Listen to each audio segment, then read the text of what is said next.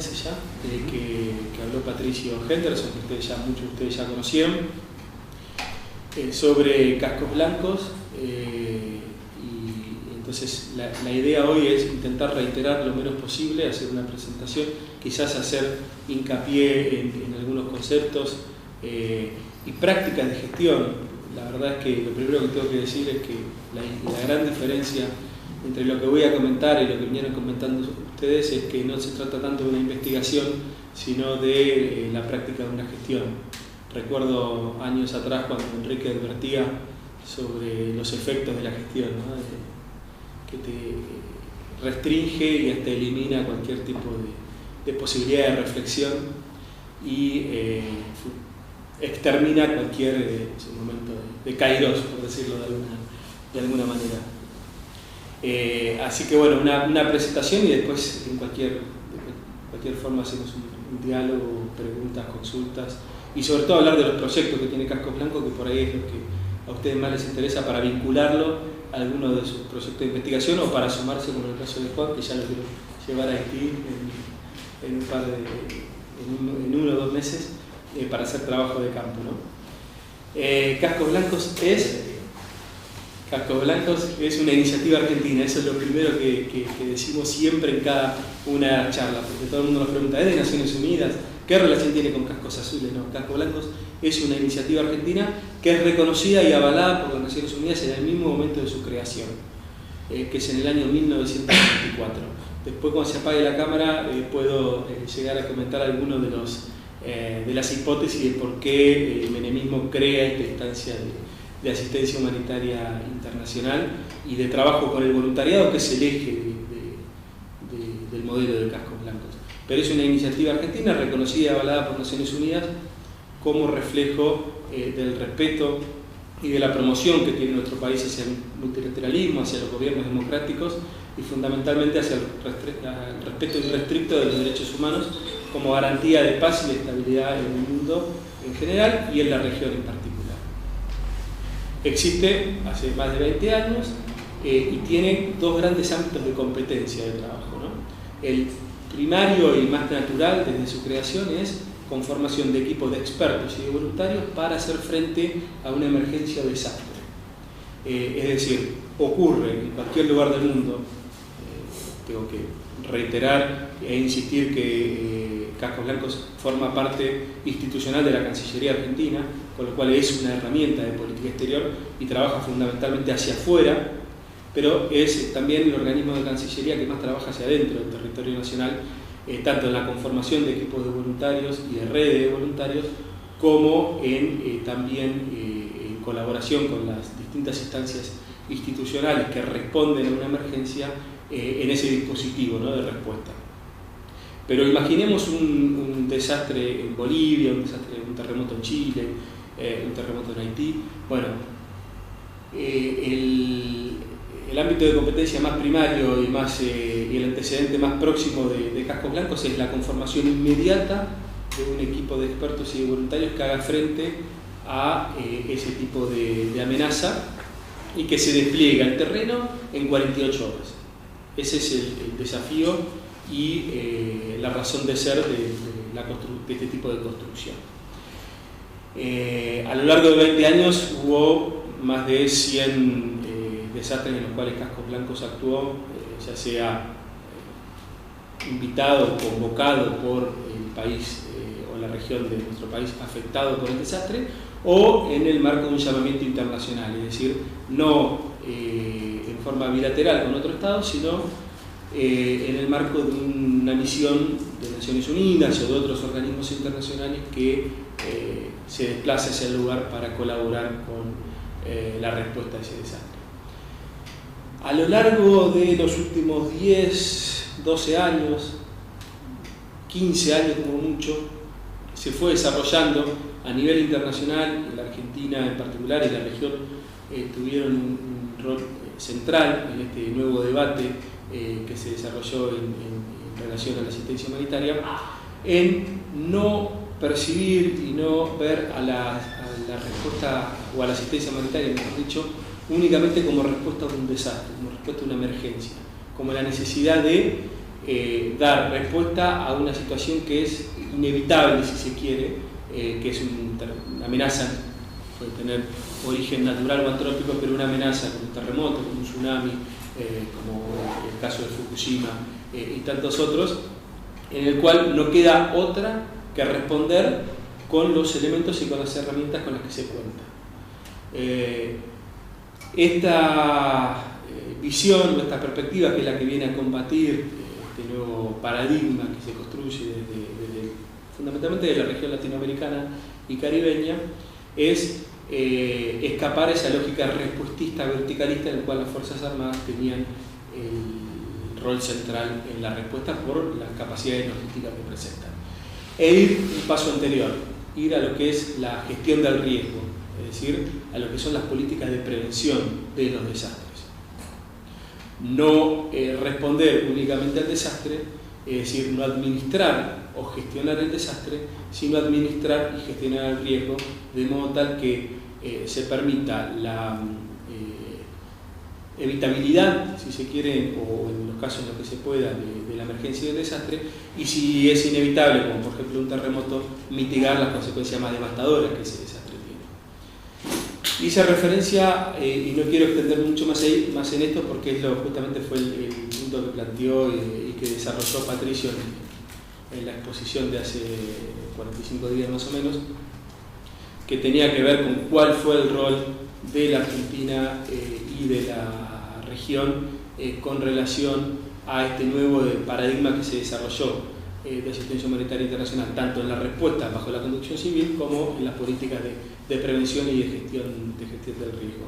Simplemente sí, reiterar que en los últimos 10-15 años hay dos hechos fundamentales que reflejan esta hipótesis que estamos mencionando. Por un lado, que nunca había pasado antes en la historia de nuestra región, ante un evento desastroso, es decir, ante una emergencia social, política, institucional, los primeros o los que más rápido llegan y extienden sus brazos solidarios son los países vecinos. Que eso antes nunca ocurrió. Lo de Haití fue el ejemplo más paradigmático. Y que después se fue ensuciando cuando empezaban a llegar las grandes ONGs internacionales. Bueno, pero es otro tema. Y otro elemento fundamental es que por distintos motivos de crecimiento económico, de replanteo y reformulación conceptual respecto a la asistencia humanitaria internacional, los países en general, los países de América Latina han dejado de ser receptores de asistencia para tornarse en donantes de asistencia humanitaria internacional. Por ejemplo, el caso de Nepal ahora en el terremoto de abril fue elocuente. Es la vez que más países de América Latina y el Caribe participaron como donantes, ya sea enviando, porque esto es otro tema que también quiero que les quede claro. Hay dos posibilidades de donar asistencia humanitaria internacional. La más natural de cascos blancos es el despliegue de equipos de expertos y de voluntarios que van y se acoplan a los dispositivos de respuesta del país en cuestión, en el marco de los principios de la cooperación sur-sur, que más adelante voy a hacer referencia.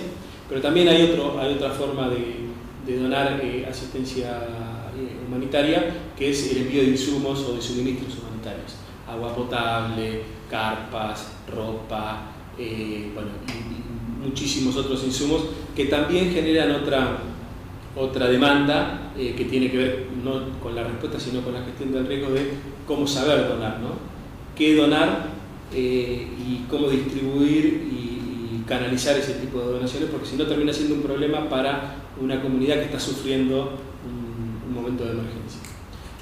Pero me refiero a esto más adelante. Por lo pronto le voy a pasar dos publicaciones recientes para que vayan chusmeando si quieren, que tiene que ver una con el nuevo paradigma de asistencia humanitaria internacional de la región latinoamericana y caribeña, que es un desarrollo conceptual que se hizo en cooperación con la UNICEN, con la Universidad del Centro de la provincia de Buenos Aires, que tiene su sede en Tandil, pero además tiene otras sedes en la provincia. Este es uno, tenemos muchísimas otras publicaciones con otras universidades con las que trabajamos y que hace referencia específicamente a esto, cuáles fueron los factores que desarrollaron una nueva concepción de la asistencia humanitaria internacional y de la gestión integral de riesgo en América Latina y el Caribe, y cuál fue el rol de la política exterior argentina en el último decenio en relación a esto. El otro es una publicación más conmemorativa y más de mesa ratona, que tiene que ver con recorrer los últimos 20 años y las principales misiones que desarrolló Cascos Blancos en los diversos y más amplias latitudes del mundo, ¿no? Pero bueno, dicho esto, me voy a concentrar un poquito más en uno de los ámbitos de competencia que les comentaba de Casco Blanco, que no tiene que ver con la respuesta, sino que tiene que ver con la gestión del riesgo. Porque lo vinculo también con algunas de las aproximaciones a los conceptos que trabaja Enrique y el equipo en general en la publicación sobre fraternidad, y además para no pisarme con la exposición que realizó Patricio un mes atrás. En este momento, bueno, debería tener el PowerPoint, porque hay una imagen que es absolutamente elocuente, que es una comunidad azotada por un desastre, azotada por una inundación, por un aluvión, que si esa comunidad no estuviese localizada en el lugar donde está localizada, ese desastre no hubiese existido. Por eso, lo primero que decimos es: los desastres no son naturales. No hay nada menos natural que un desastre. Es más, el desastre de alguna manera es una construcción social. Cuando decimos que los desastres no son naturales, no significa que su origen no tenga precisamente un origen natural o antrópico puede ser, pero por ejemplo un origen natural de una amenaza natural, como puede ser, insisto, como decía anteriormente, un terremoto que no se puede predecir, o una inundación, o una tormenta de lluvia, o granizo, o tantas otras amenazas naturales que ustedes conocen. Pero si esa amenaza natural se concreta en una isla desierta, no hay desastre. Si hay desastre es precisamente porque hay afectación, o, que es lo que más nos interesa salvar a nosotros, vidas humanas, o en infraestructura, que está al servicio de la comunidad humana.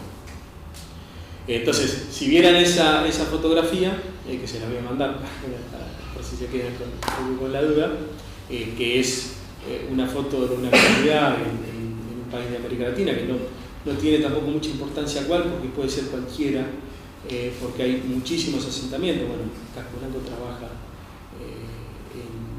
en Argentina mismo, recurrentes inundaciones. O sea, Argentina, como ustedes también saben, no es el caso de Haití o de Centroamérica o de tantas otras regiones que son muy vulnerables a estas amenazas naturales, estas amenazas de desastres, y tiene fundamentalmente una susceptibilidad en los fenómenos hidrológicos, en sus dos facetas, no en sus dos caras, inundaciones y sequías.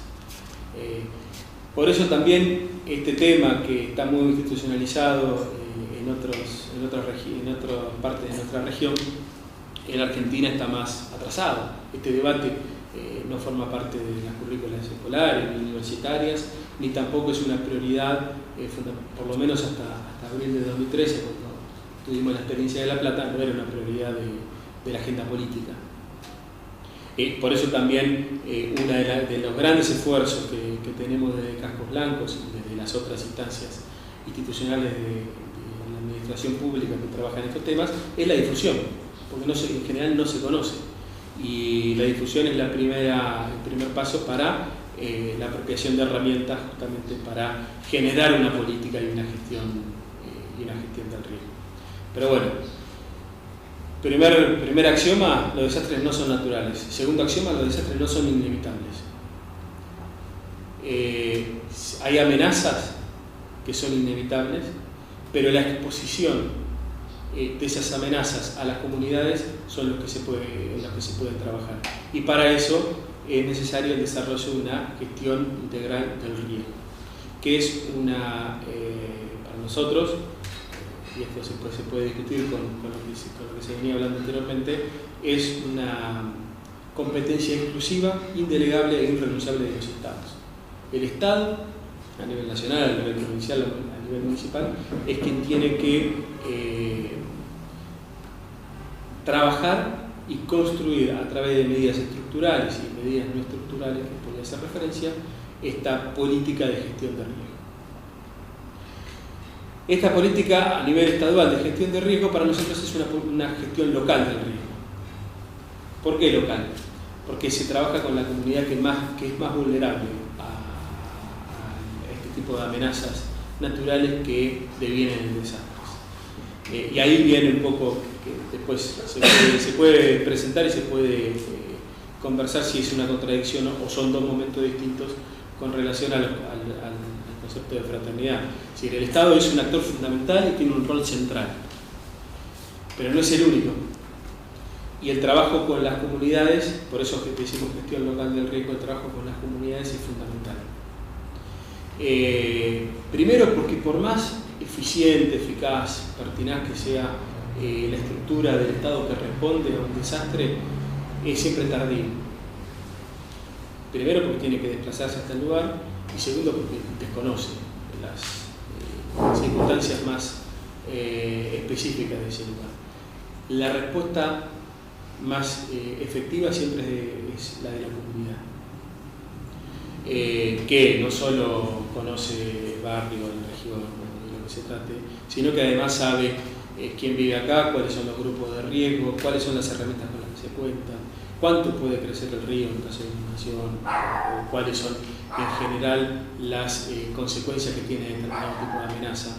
Y con las herramientas necesarias y apropiadas son los que mejor repelen este tipo de amenaza.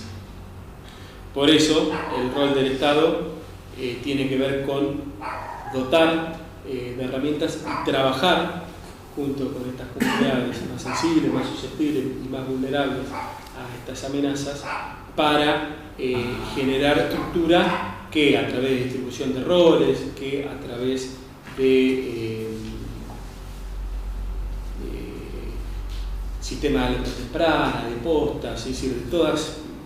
Por eso me interesaba el tema del PowerPoint, para que ustedes vean exactamente cuáles son las herramientas y cómo se cristalizan en fotografías estas herramientas en las distintas comunidades a las que se presentan y con las cuales se trabajan. Y ahí pedir si nos das después el PowerPoint y se puede subir a la web. Sí, perfecto. Acá lo tengo, así que ya es lo único que hay, así que fíjate y después en algún momento. Dale, le doy después en el pequeño. Pero sí, sobre todo por el impacto que generan muchas de las misiones de las fotografías en el marco de las misiones de Casco Blanco. Pero bueno, este tema de trabajar con la comunidad es uno de los principios que más, con los que más trabajamos, con los que más pregonamos, y creo que tiene cierta vinculación con una de los elementos que se trabaja en el texto de fraternidad, es decir, trabajar este axioma que viene de Levinas y que trabaja también muchísimo Dussel y que vos planteas en el libro, de pensar desde las víctimas. En este caso se traduce con pensar desde la víctima, pero trabajando junto con las víctimas, ¿no? Y pensar en la fraternidad como el derecho a tener derechos, es decir, construir una estructura junto con estas comunidades que, insisto, son las que primero sufren este tipo de emergencias, este tipo de desastres, y a la vez son las que primero pueden paliarlo, mitigarlo y hasta prevenirlo, evitarlo. Por eso el trabajo junto con ellos es fundamental. Otro de los esquemas que aparece ahí y que va a simplificar un poco, que cuando lo vean comprendan esto, es el desastre, y como lo venía diciendo anteriormente, el desastre tiene como es una especie de círculo en el cual en el momento anterior donde trabajamos la gestión del riesgo, tenemos las etapas de prevención, de mitigación y de preparación. Prevención tiene que ver con trabajar para evitar una amenaza, es decir, mejor dicho, para evitar que la amenaza devenga en un desastre, que golpee a esa comunidad que lo sufre. Porque a partir de medidas estructurales, de dragado, de riego, de relocalización de diversas comunidades, se puede evitar que la amenaza se materialice y se torne tangible. Cuando nosotros trabajamos esto con los municipios, esto que les estoy comentando a ustedes, por ahí con más detalle técnico, son programas que se trabajan con los municipios, es decir, con las instancias institucionales de los municipios, trabajan por supuesto, como decía, con las comunidades, es decir, con las organizaciones sociales, las organizaciones de base, con las instancias religiosas que tienen programas de voluntariado muy complejas, con las universidades que también suelen tener este tipo de debates y de instancias de voluntariado en sus currículum. Cuando trabajamos con estos actores, que son los que más cerca y más aproximación tienen, nos dicen que el tema de los recursos es una cuestión fundamental. Muchas veces no pueden hacer frente a dragados de río, a relocalizaciones de comunidades en el borde de ríos o de zonas donde sabemos que la amenaza es latente. Entonces trabajamos más ya no tanto el tema de la prevención, sino el tema de la mitigación y la preparación. Es decir, la amenaza está latente, sabemos que puede ocurrir, por el momento no tenemos los recursos necesarios para trabajar en medidas estructurales. Bueno, trabajemos en medidas no estructurales, que tienen que ver con mitigar y con prepararse ante el evento adverso y ante la amenaza que sabemos que en cualquier momento podría acontecer. Esto, bueno, se los mencionaba anteriormente, esto puede consistir desde sistema de alerta temprano, desde el sistema de postas, de referentes que distribuyan roles y que sean los encargados de la distribución de las postas, desde charlas en las distintas comunidades de vecinos para ver cómo actuar cada uno, ese protocolo de actuación cuando hay grupos vulnerables, ya sea de ancianos, de discapacidad por movilidad escasa o por lo que sea, cómo actuar y cómo trabajar cada uno cuando la amenaza se concreta. Porque lo que nosotros percibimos y testimoniamos es que en general el barrio y los barrios circundantes lo primero que hacen es aparecer en el desastre. Es decir, la voluntad solidaria y las acciones, bueno, después voy a comentar un poco qué es el eje central del modelo de Casco Blanco, que es el voluntariado. Las acciones voluntarias, solidarias, individuales están todo el tiempo. No hace falta trabajar en interpelar al vecino para que se comprometa. El tema es cómo se compromete y qué trabajo hace. Porque en este tipo de circunstancias, si el trabajo no está organizado, si el trabajo no está distribuido correctamente, muchísimas veces no solo no ayuda, sino que empeora la situación de una inundación, bueno, el caso de La Plata es paradigmático. Ya cuando, por eso hablo del esquema que van a ver en el PowerPoint, ya cuando el desastre ocurre y el modo en que trabajamos esas etapas anteriores son fundamentales para ver cuáles son las consecuencias de ese desastre. Cuando el desastre ocurre ya no hay momento de trabajar en la prevención, ya no hay momento de calificar el riesgo. Lo único que hay que hacer es llevar los recursos necesarios para responder a ese desastre, que son entre las primeras 48 hasta el día 6, si se quiere, ¿no? De la inundación, del incendio, del terremoto, de lo que sea. Y después vienen dos fases en las cuales la organización sigue siendo fundamental, que es la rehabilitación, que es la vuelta a la normalidad, si se quiere, que ahí las demandas son otras. Por ejemplo, ahí la oferta que hace Cascos Blancos de contención psicosocial para las familias que vuelven a sus casas es fundamental. Los aspectos sanitarios, cuando baja el agua, por ejemplo, es cuando la situación sanitaria más compleja se torna, cuando las enfermedades más se propagan, fundamentalmente la que tiene que ver con el tema de los bronquios, y la asistencia en esta fase es distinta, pero la organización y la expertise también sigue siendo fundamental. Y la última fase es la de la reconstrucción, que tiene que ver otra vez vincular al tema de desarrollar una política de gestión de riesgo, bueno, obviamente de desarrollar la infraestructura afectada, etcétera, etcétera. Y después vuelve, es un círculo, digo, vuelve. Y uno lo ve cuando trabaja con las comunidades, con programas a largo plazo, como este trabajo circular, cómo los desastres se impactan cada vez menos. Cuanto más organizada está una comunidad, aún sin medidas estructurales. Por ejemplo, si yo les digo que un fenómeno igual impacta distinto en Haití que en Cuba, o que en alguna comunidad de Cuba, no tiene que ver con medidas de infraestructura estructural que el gobierno haya construido. Tiene que ver con la organización de la comunidad.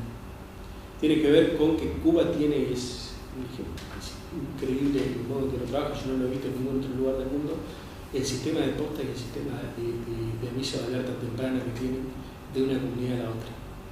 Y cómo, por más que haya afectación a infraestructura, nunca tenés ni siquiera un herido. Entonces, no solamente tiene que ver con medidas estructurales que haga el Estado, tiene que ver cómo trabaja la comunidad y cómo trabaja el Estado con las víctimas de la comunidad y cómo en ese trabajo se involucra a los vecinos y a los voluntarios y a la comunidad para que víctimas potenciales se transformen en actores transformadores de su propia realidad. Ese es un poco el modelo de trabajo que a través del voluntariado, cuando hablo de voluntariado, en este ámbito más que nunca, y en tantos otros lo digo, no es ni más ni menos que la comunidad organizada. Si se habla de voluntariado, se habla de una comunidad, de una participación comunitaria que está organizada en pos de trabajar, en este caso, en la gestión gratuita. Y después, bueno, volver entonces, cuando volvemos al círculo, volvemos a trabajar en las fases anteriores al desastre, que es la gestión del riesgo. Cuando yo no pude participar en la charla anterior que vino Patricio, que conoce más que yo y pudo expresarles mucho mejor que yo todas estas cuestiones, yo estaba peleándome, si no recuerdo mal, yo tuve que viajar, estaba peleándome en la OEA, porque un debate que nosotros tenemos constantemente en distintos ámbitos internacionales y de debate internacional que participamos, es vincular toda esta cuestión de la gestión del riesgo y de la respuesta a los desastres con la cuestión del desarrollo. Cuando decimos que, fundamentalmente con la cuestión del desarrollo sostenible, cuando decimos que los desastres no son inevitables y no son naturales, queremos escapar, bueno, yo alguna referencia hacía al principio, queremos escapar a la tendencia natural de respostista y verticalista, en la cual los desastres es algo que ocurre, con lo cual no podemos hacer nada, salvo rezar y responder con los recursos que tengamos. Y esa vertiente o esa perspectiva de la gestión del riesgo y del sistema de prevención de desastre tiene que ver con trabajar desde las Fuerzas Armadas y desde la órbita de seguridad. Y el debate que en ese momento estábamos dando, y que lo seguimos dando, todavía no lo perdimos, aunque probablemente lo perdamos a la larga, tiene que ver con sacarlo de seguridad y meterlo en el ámbito del desarrollo sostenible, que no es solamente una cuestión semántica. Esta cuestión conceptual también tiene que ver o va a redundar en los recursos que los estados y que los organismos internacionales le den a la respuesta o a la gestión del riesgo, ¿no? Todo este modelo que les fui exponiendo tiene su centro neurálgico y su eje en el voluntariado, como decía, como comunidad organizada. Y esto es lo novedoso, porque muchísimos países trabajan estas cuestiones. Lo novedoso de Cascos Blancos es que lo trabaja a través de un sistema de voluntariado humanitario, que no solo responde a través de equipos que se conforman y se despliegan al efecto, no solo responde a desastres, sino que trabaja en estos talleres de gestión del riesgo, sino que trabaja en campañas sanitarias, que trabaja en campañas, por ejemplo, cuando fue una de las más grandes en la Argentina, de Cascos Blancos fue la campaña contra el Chagas, en campaña de vacunación, bueno, en alfabetización, es decir, que trabaja ligado justamente a lo que hacía referencia a entender que la gestión del riesgo para poder gestionar los desastres está vinculada a la cuestión del desarrollo de la comunidad y que las exposiciones a las amenazas tienen que ver con cuestiones del desarrollo que no fueron manejadas, que no fueron gestionadas.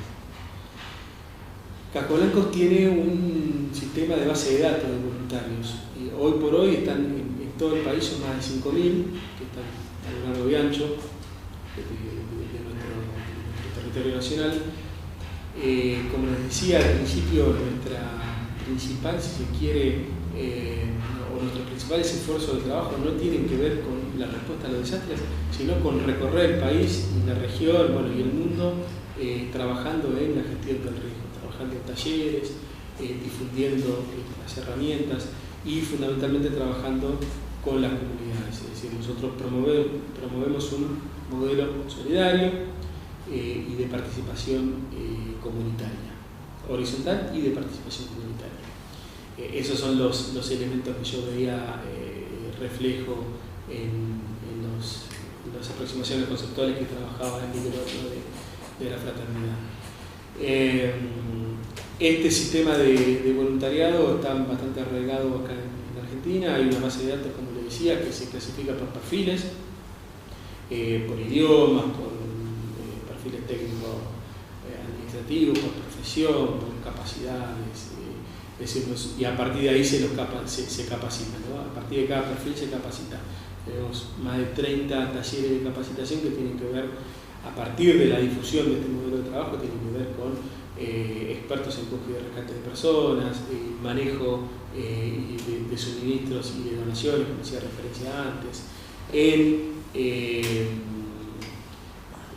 lo que son manejos de albergues, o de albergues de evacuados, o de campos de evacuados o de migrantes, depende de la situación y el conflicto y el país de que se trate. Protocolos como actuar ante una inundación, ante un incendio, bueno, muchísimas instancias de capacitación que se ponen a disposición de la comunidad para construir esta política de resiliencia. Resiliencia es bueno, todos ustedes deben estar más que vinculados con el concepto, pero en particular con la gestión del riesgo y con la asistencia humanitaria, tiene que ver con la capacidad de adecuarse o adaptarse a una situación, a una amenaza y repelerla, ¿no? Y resistirla. A través de determinadas herramientas, resistir esa amenaza al cual no podemos corrernos. Eso tiene que ver.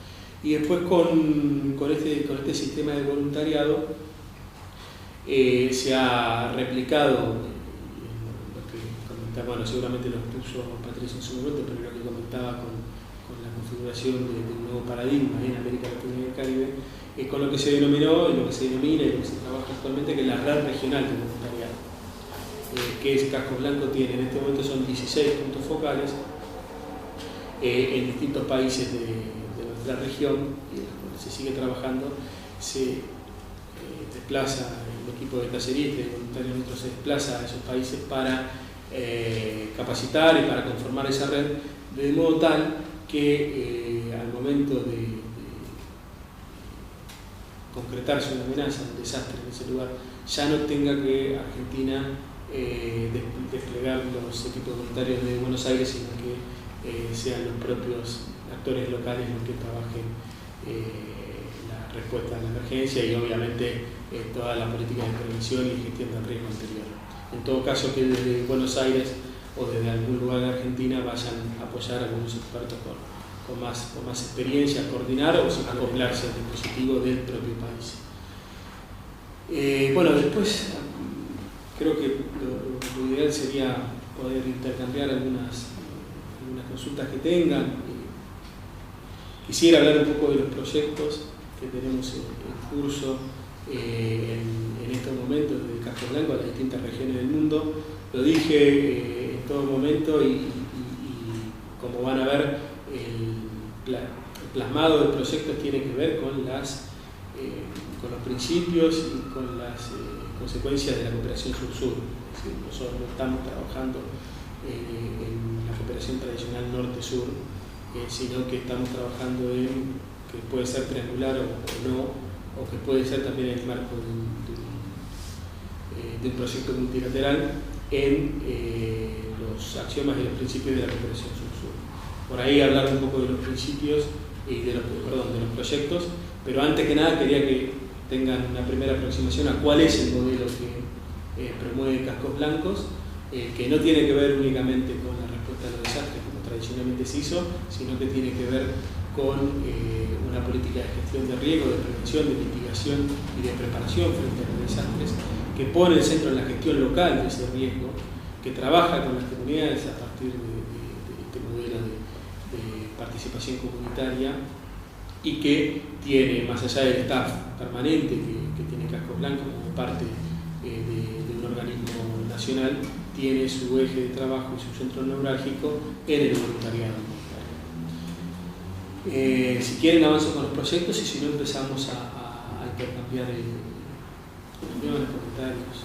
A mí me encanta la forma en que ustedes están encarando esto, porque realmente estos temas son temas de actuarios, ingenieros, estanígrafos, pero realmente le han dado una vuelta muy interesante. Y los tenemos, o sea, en esa base de datos. Pero que hay, todo lo que vos explicas. Hay muchos rambitos que claro, son difíciles de gestionar también, pero tenemos, bueno, como te decía, el presidente hoy de Cascos Blancos es un emergentólogo que era el director de INESA, ¿no? De la Dirección de Emergencia Sanitaria del Ministerio de Salud.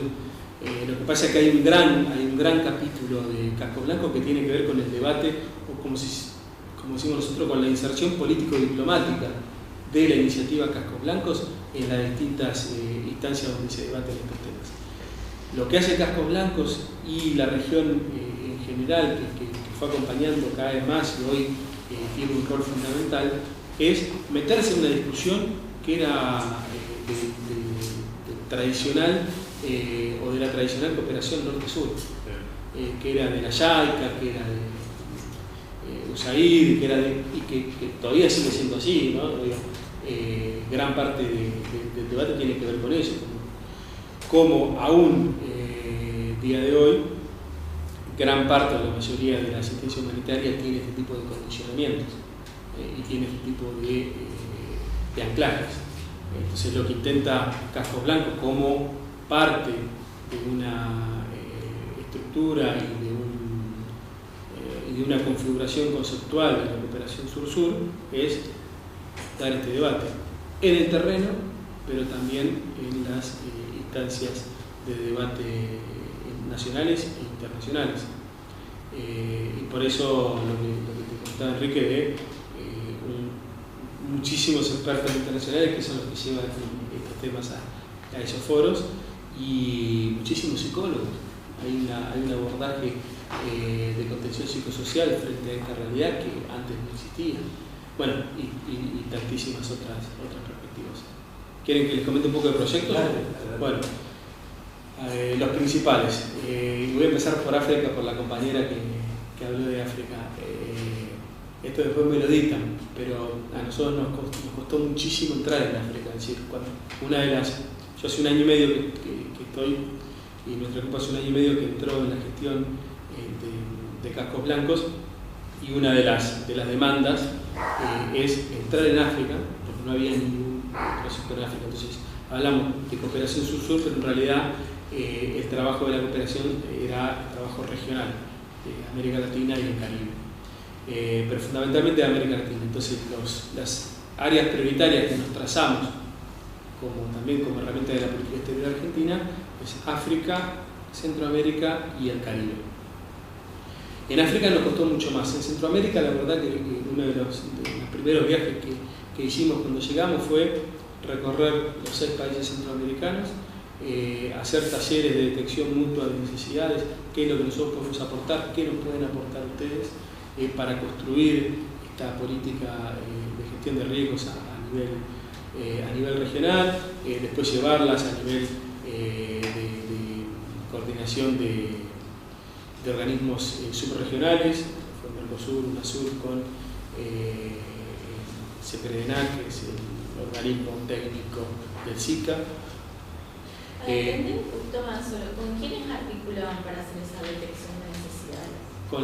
En general, el primer contacto es con la Cancillería local, que nos ponía, porque Casco Blanco tiene en este sentido bastante sui generis, en particular porque forma parte de la Cancillería y tiene a cargo el debate conceptual y de inserción política y diplomática, pero a la vez es el que va al terreno. Bueno, entonces, en general nosotros cuando nos sentamos con otro país tenemos dos interlocutores distintos, la Cancillería y el organismo público nacional que es el que responde a las emergencias, que tiene a cargo la política de gestión de riesgo y el que dona asistencia humanitaria internacional en el caso que sea país donante. Y en ese taller de detección mutua es cómo se va configurando el proyecto de cooperación que se pone en marcha a partir de ahí.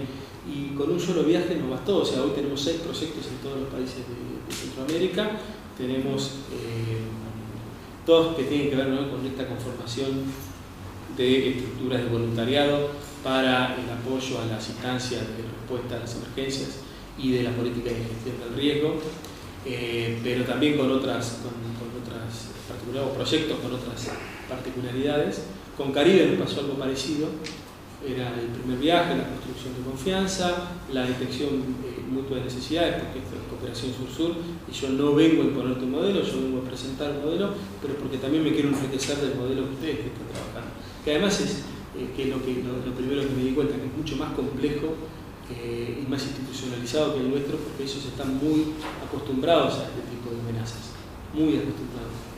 De hecho, en esos viajes me tocó presenciar movimientos sísmicos que para ellos es absolutamente normal. Yo no sabía si estaba en pedo, se había chupado de más, no sabía qué es lo que pasaba. Pero bueno. En universidades no. Perdón que te voy interrumpiendo como para entender. No, para mí mejor, porque si no es extremadamente aburrido. Vocabularios distintos cuando ustedes dicen, bueno, trabajamos en la detección de necesidades, yo me imagino que ustedes ya tienen algún trabajo con las universidades, que son, digamos, un trabajo más a nivel medio, o con organizaciones que trabajan en el terreno, entonces tienen un contacto más directo.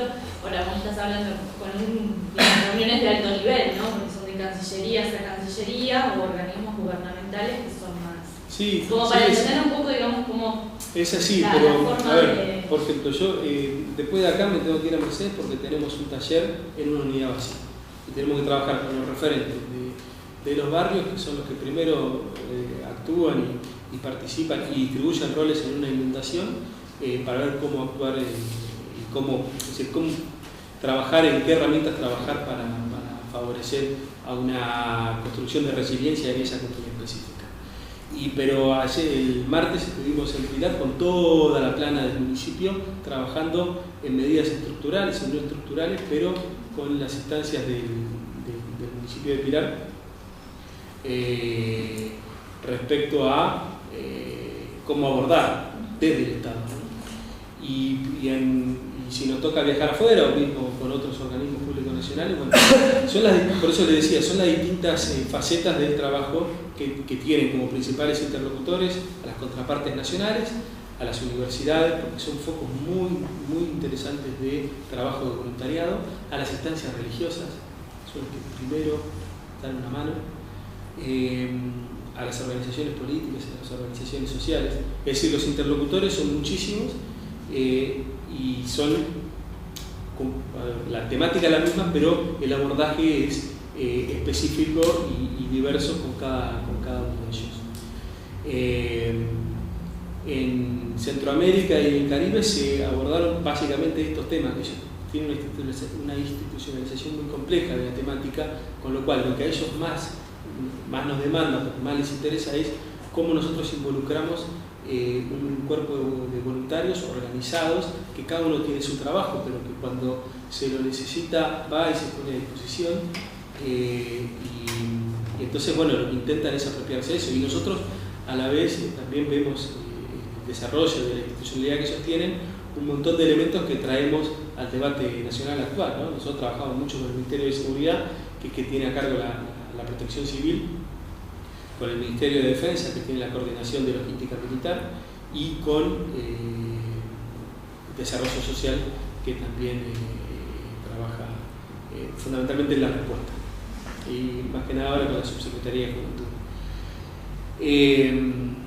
Después, bueno, Haití, yo le decía a Juan que tiene una relación muy particular y muy efectiva con Haití. Haití es el paradigma, si se quiere, de la asistencia humanitaria internacional de la República Argentina, porque desde el 2004 que tiene proyectos y tiene presencia ininterrumpidamente, aún hoy, no solamente con la respuesta a las distintas emergencias, acá en Mitchell,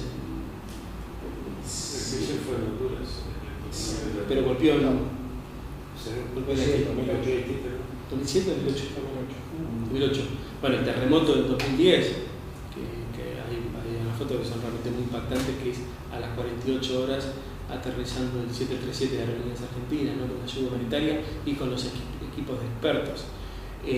Pero más allá de estas despliegue y de esta presencia en la respuesta a la emergencia, hay muchísimos proyectos al día de hoy de alfabetización, de un proyecto que prendió muchísimo allá y que los haitianos vinieron a ver cómo se trabajaba específicamente acá, porque lo quieren replicar en las distintas comunidades, que es el de cantinas escolares.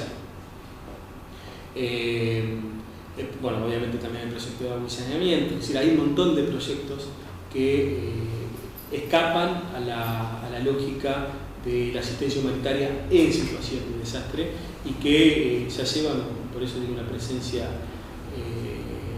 casi permanente. Hoy en Haití hay, creo que fue Rafa Ferroviere que lo inauguró, hay una escuela que se llama Escuela Néstor Kirchner, y ahí dentro de la cual se está trabajando, y Casco Blanco tiene el desarrollo de ese proyecto, lo quiero llevar a Juan, que se está trabajando en el centro, en el CIC, ¿no? En el Centro Integrado de Políticas Públicas, que, bueno, que es un proyecto de desarrollo social y que se está trabajando en Haití, que llega a funcionar ahí, se puede replicar a todas las comunidades haitianas. También se trabaja muchísimo con el tema de migraciones. Casco Blanco fue uno de los pocos organismos, y Argentina uno de los pocos países que intercedió en la relación Haití-República Dominicana, en un proyecto que se llama y que trabaja sobre protocolos en lo que es o cómo debería actuar un país de tránsito de asistencia humanitaria, porque muchísima de la asistencia que llega a Haití va a través de la República Dominicana. Bueno, además está la cuestión migratoria. Después otro de los temas que nosotros trabajamos mucho, no en Haití, pero sobre Haití, para poner foco en cuál es la responsabilidad de los estados y cómo se debe desarrollar la asistencia humanitaria. Y en África, bueno, no hablé de África. África fue mucho más difícil. En Angola, por ejemplo, estamos todavía, hace un año y pico ya hicimos viajes allá, estuvimos reunidos con las máximas autoridades, detectamos ciertas necesidades, con lo cual a partir de ahí se desarrolló un proyecto que en el caso de Angola tiene que ver con prótesis y órtesis, que es una de las necesidades más fundamentales que tiene la comunidad, que todavía son vestigios todavía de la guerra civil, una cantidad de población amputada que es impresionante. Bueno, ellos no producen, importan todo desde Italia, o fundamentalmente el principal exportador de prótesis y órtesis es de Italia, y el proyecto que propone Casco Blanco de trabajar juntamente con ellos es la instalación de un taller de prótesis y órtesis, que si es exitoso puede replicarse en otra zona. Esto es a las afueras de Luanda, puede replicarse en otras zonas del país, ¿no? Y todavía no hemos podido, no tuvimos el visto institucional como para ponerlo, pero bueno, ya, para que también vean cómo Casco Blanco, taller de prótesis, como que no hay mucha vinculación, y para nosotros la vinculación es fundamental, tiene que ver con lo que les estuve contando anteriormente. En Nigeria y en Sierra Leona, bueno, se trabajó específicamente en lo que fue la respuesta al ébola, a través de envío de equipos médicos y insumos humanitarios, y ahora que en Nigeria ya fue erradicada la amenaza del ébola, y en Sierra Leona oficialmente también, aunque bueno, hay alguna discusión si efectivamente es así, y cómo desde la comunidad internacional cómo afrontar esta situación, se están desarrollando campañas de vacunación. En Nigeria, fundamentalmente contra el polio. Vacunas que se producen en el país y que se exportan junto con los voluntarios que la aplican.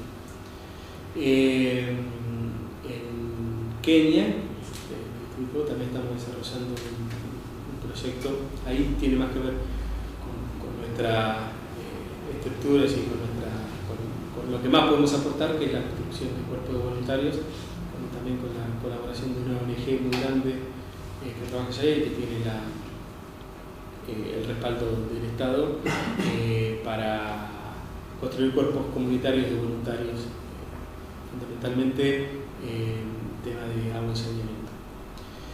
Después en Etiopía, con la Unión Africana, para trabajar en distintos proyectos, hicimos una convocatoria de proyectos para trabajar en los países que nos demandan, que todavía está en proceso, este modelo de cascos blancos de gestión de riesgos con especial hincapié y eje en el voluntariado humanitario.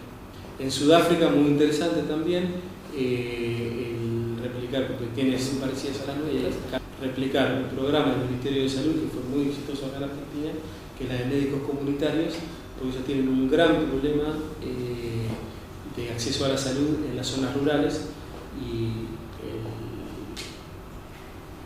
varios de los actores que trabajaron y de los médicos que llevaron adelante este programa del Ministerio de Salud de la Argentina dejaron a Sudáfrica para replicarlo con las particularidades del caso allá y desarrollarlo, ¿no? A medida que sea exitoso, desarrollarlo. Básicamente, fundamentalmente, estos son, bueno, en Mozambique están también trabajando en la construcción del modelo de cascos blancos en Quirinal, que es una zona rural a 800 kilómetros de Maputo,